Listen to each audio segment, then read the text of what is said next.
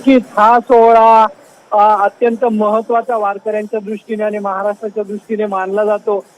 माऊली पंढरपूरच्या दिशेने आज प्रस्थान करणार आहेत आणि त्यासाठी राज्यभरातील वारकरी आळंदीमध्ये दाखल झालेले आपल्याला पाहायला मिळतात। या ठिकाणी मृदुंगाचा टाळ गजर सुरू आहे, भजनही सकाळपासून सुरू आहेत। महाराष्ट्राचे मुख्यमंत्री एकनाथ शिंदे आता मंदिरामध्ये दाखल झालेले आहेत आणि तेही दर्शन घेऊन वारकऱ्यामध्ये भक्तीमध्ये तल्लीन होताना आपल्याला पाहायला मिळतील।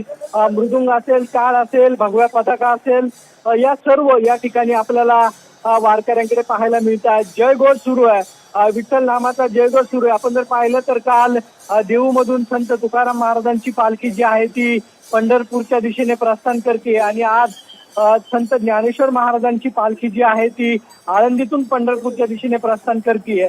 त्यामुळे लहान थोरांपासून सर्वजण भक्तीमध्ये तल्लीन झालेले आपल्याला पाहायला मिळतात आणि मुख्यमंत्री आता या ठिकाणी या वारकऱ्यांसोबत भक्तीमध्ये तल्लीन होताना आपल्याला पाहायला मिळतील। त्याचबरोबर वारकरी जे आहेत ते पावले खेळतायत, त्याचबरोबर टाळ मृदुंगाचा गजर सुरू आहे, त्याचबरोबर फुगड्या ज्या आहेत त्याही अनेक महिला ज्या आहेत त्या घालताना आपल्याला पाहायला मिळतात। त्यामुळं मंदिराचा परिसर पूर्णतः टाळ मृदुंगाने दुमदुमून गेलेला पाहायला मिळतोय आणि जयघोष जो आहे तो सुरू असताना पाहायला मिळतोय।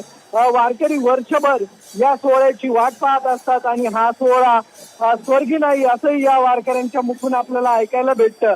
त्यामुळे या वारीचं वर्णन करावं तेवढं थोडंच आहे। त्यामुळे जर इंद्रायणी काठी असेल, त्याचबरोबर इतर रस्त्यांवरती वारकऱ्यांनी पूर्ण आळंदी पूर्ण भक्तिमय झालेली आपल्याला पाहायला मिळते। श्वेता, अगदी धन्यवाद आपण दिलेल्या या सविस्तर माहितीसाठी।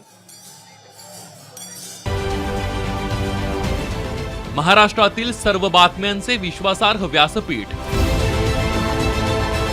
सकाळच्या सर्व सोशल मीडिया प्लॅटफॉर्मला लाईक, फॉलो आणि सबस्क्राईब करा। तसंच सर्व नोटिफिकेशनसाठी बेल आयकॉन प्रेस करायला विसरू नका।